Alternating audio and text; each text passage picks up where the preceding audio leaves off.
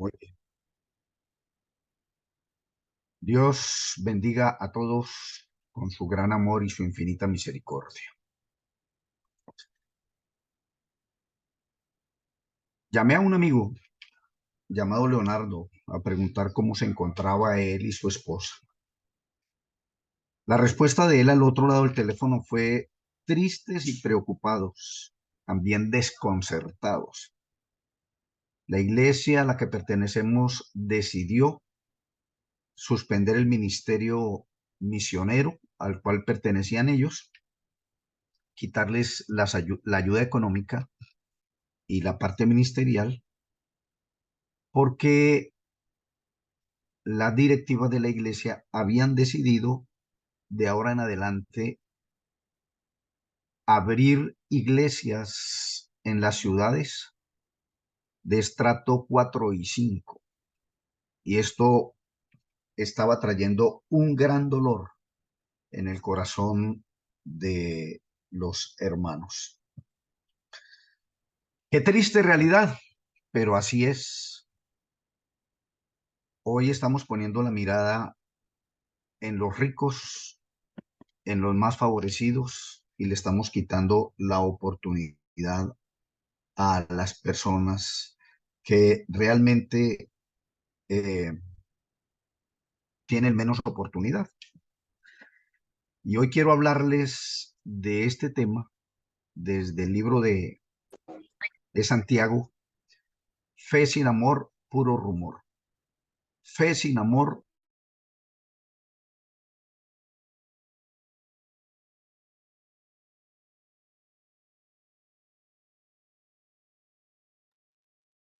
Se fue la señal, esperemos un momentico, por favor.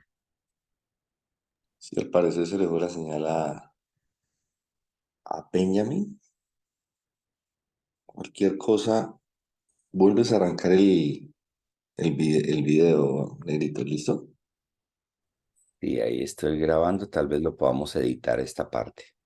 Ok. Darle pausa también puede ser. Lo pauseas nomás.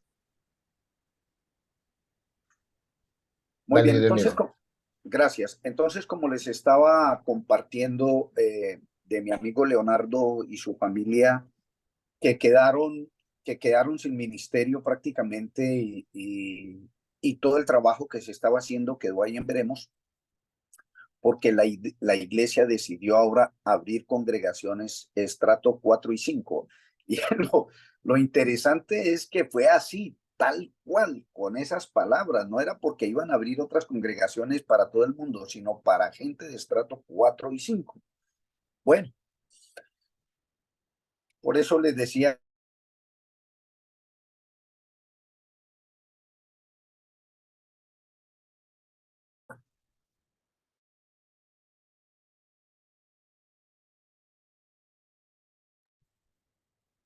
Entonces, esas historias nos hacen doler el corazón. Hay que seguir adelante en el Señor. Quiero decirles que para Martín Lutero en el año 1522, cuando estaba traduciendo el Nuevo Testamento, Santiago es la correcta epístola llena de paja.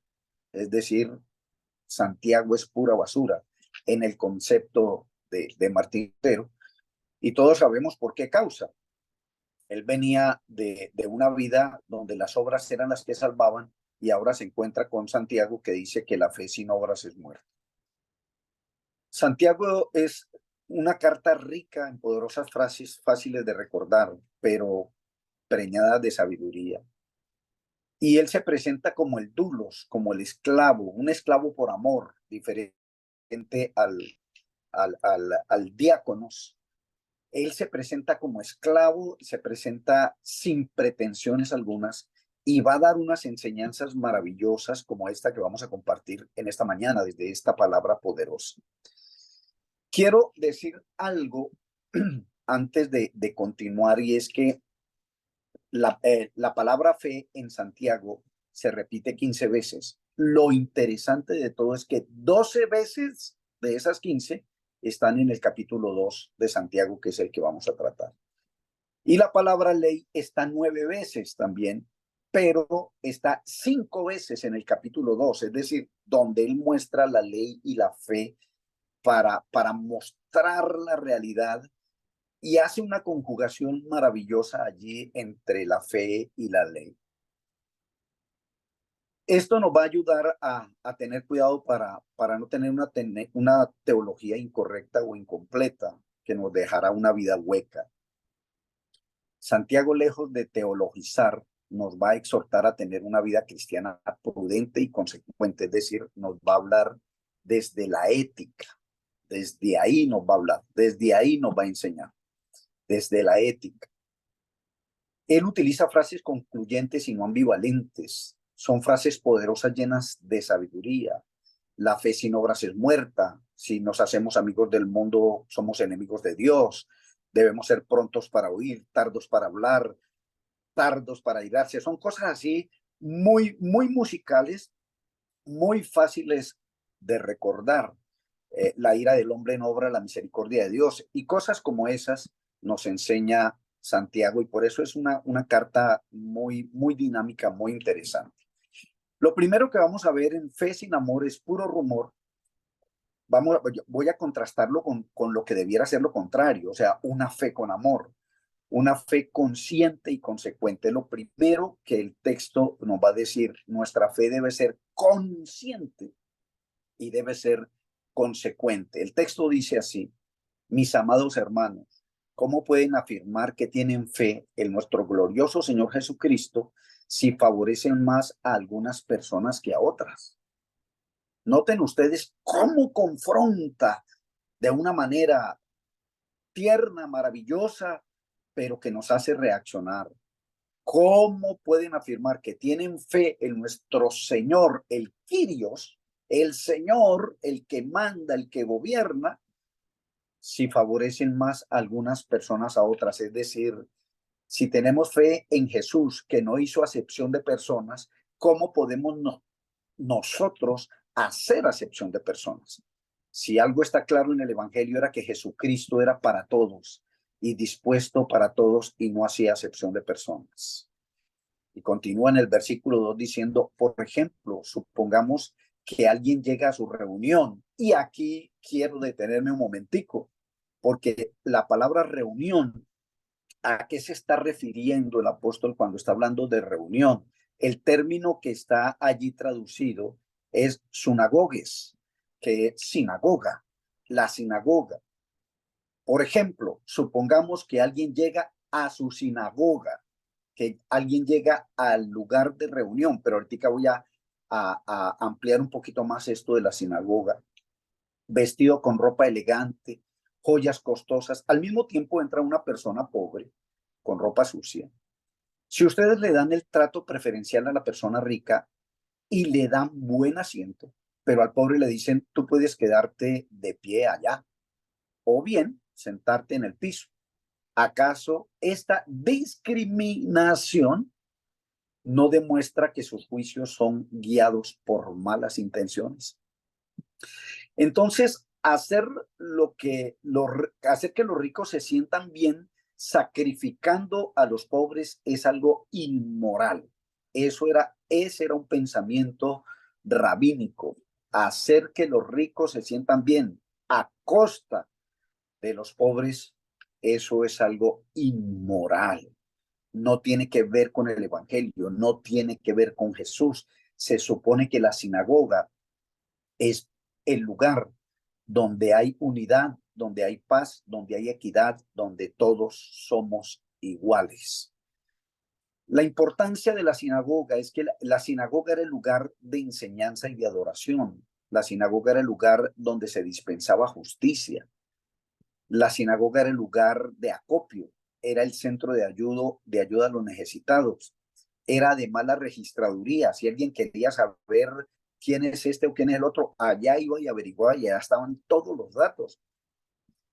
La sinagoga era algo pero muy importante, y el apóstol Santiago está tomando todo este contexto histórico para hablarle a todos aquellos que están en la diáspora y que les están diciendo, no se les olvide cuál es el propósito de reunirnos. No se les olvide que los que venimos a reunirnos a la sinagoga o a la casa de Dios es para ser bendecidos, no para ser humillados ni para ser maltratados. Y toma en cuenta allí textos como Levítico capítulo 19, versículo 15. No harás injusticia en el juicio, ni favorecimiento al pobre, ni complaciendo al grande. Con justicia juzgarás a tu prójimo. Qué maravilloso, un precioso texto. Recordemos que la sinagoga era un lugar donde se dispensaba justicia. Por eso él está hablando en estos términos de justicia, de equidad, porque se supone que el lugar de reunión donde se reúnen los santos debe existir eso. En Deuteronomio capítulo 15, versículos del 9 al 11 dice: cuando haya el medio de ti menesteroso de alguno de tus hermanos en alguna de tus ciudades, en la tierra que Jehová tu Dios te da, no endurecerás tu corazón, ni cerrarás tu mano contra tu hermano pobre, sino que abrirás a él tu mano libremente. En efecto, le prestarás al que necesite. Notan ustedes cómo va cubriendo a los necesitados. Guárdate de tener en tu corazón pensamiento perverso, como dijo en el texto allá.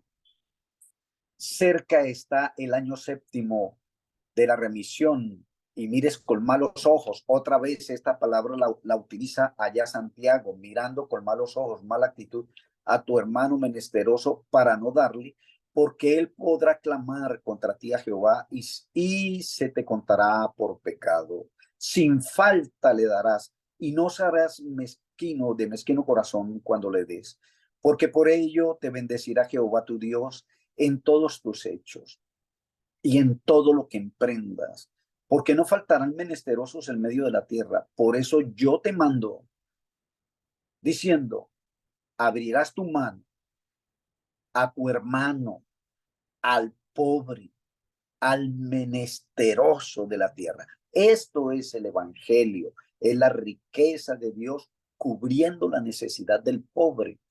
Y por eso es que en el texto, tanto desde la enseñanza de Jesús como en el libro de Proverbios, en el cual se apoya mucho Santiago, y las enseñanzas de Cristo, especialmente el Sermón del Monte, Santiago las toma para enseñar acerca de no tener favoritismos, de no quitarle a otros, de no dañar el corazón de otros por favorecer a algunos. La segunda cosa que vamos a mirar en Fe sin Amor es puro rumor, una fe propositiva y compasiva. Es decir, no es un argumento, la fe como un argumento teológico, sino más bien la fe como algo propositivo, que se muestra, que se da ejemplo, que se imparte, con el que se motiva a otros, y compasiva porque se pone en el lugar del otro. Mire lo que dice el texto. Escúchenme, amados hermanos. ¿No eligió Dios a los pobres de este mundo para que sean ricos en fe? Esto es propositivo. Excelente, maravilloso. ¿No son ellos los que heredan el reino de Dios que Dios prometió a quienes lo aman? Y luego entonces, mire el contraste. Pero ustedes desprecian, no le dan el valor que tienen. Si el Señor les dio el valor de venir para enriquecerlos, ¿ustedes por qué desprecian a los pobres? ¿Acaso no son los ricos quienes los oprimen a ustedes y los arrastran a tribunales? ¿Acaso no son los que insultan a Jesucristo, cuyo noble nombre ustedes llevan? Entonces los confronta de esta manera.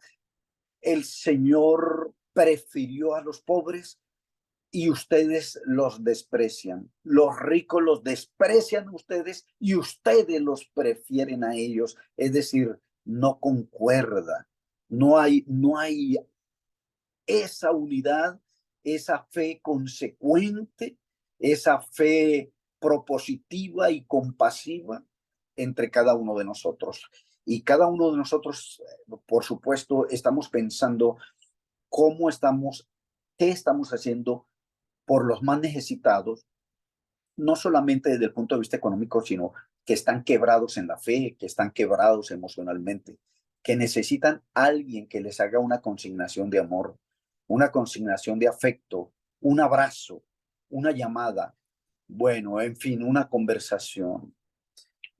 Dice el versículo 8, por supuesto, hacen bien cuando obedecen la ley suprema, tal como aparece en las escrituras. Ama a tu prójimo como a ti mismo. Este es el centro del mensaje.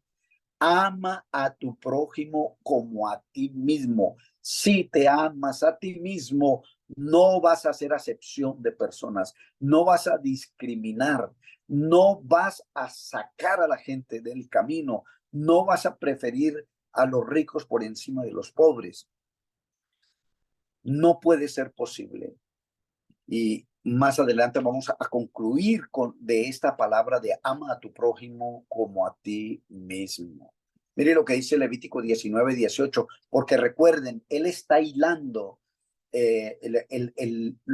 las enseñanzas de Jesús y la vida de la iglesia con las enseñanzas de la Torá, la instrucción de Dios a través de Moisés. No te vengarás ni guardarás rencor a los hijos de tu pueblo, sino amarás a tu prójimo como a ti mismo, yo Jehová. Cuando vinieron, según el Evangelio de Marcos capítulo 12, y vinieron a preguntarle al Señor cuál era el gran mandamiento, él dijo, amar a Dios y amar al prójimo. Ahí se resume toda la ley. Era común entre los judíos comparar la opresión y la parcialidad, el favoritismo, con el asesinato. Y por eso es que viene a decirnos lo siguiente.